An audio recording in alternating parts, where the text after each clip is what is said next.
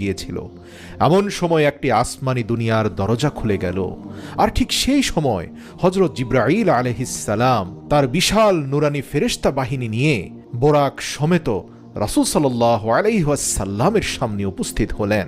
জিবরাইল উপস্থিত হয়ে কোনো কথা না বলে সোজা দাঁড়িয়ে থাকলেন, কারণ হাবিব আল্লাহ চোখ বন্ধ করে হৃদয়কে প্রশান্তি দিয়ে আরাম করছিলেন।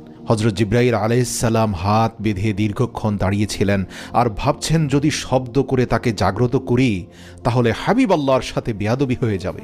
তিনি চিন্তা করছিলেন রাসূল সাল্লাল্লাহু আলাইহি ওয়াসাল্লামকে তিনি জাগ্রত করবেন কিভাবে। আর ঠিক সেই সময় আরশে মুআল্লামা থেকে হুকুম নাজিল হলো, হে জিবরাইল, তুমি আমার মাহবুবের কদম মোবারকে চুমু দিয়ে দাও, যাতে করে তোমার মুখের ঠান্ডা স্পর্শে আমার মাহবুবের চোখ খুলে যায়। আল্লাহু আকবার। তারপর জিবরাইল আলাইহিস সালাম এগিয়ে গেলেন এবং নিজের ঠোঁট রাসূল সাল্লাল্লাহু আলাইহি ওয়াসাল্লামের পা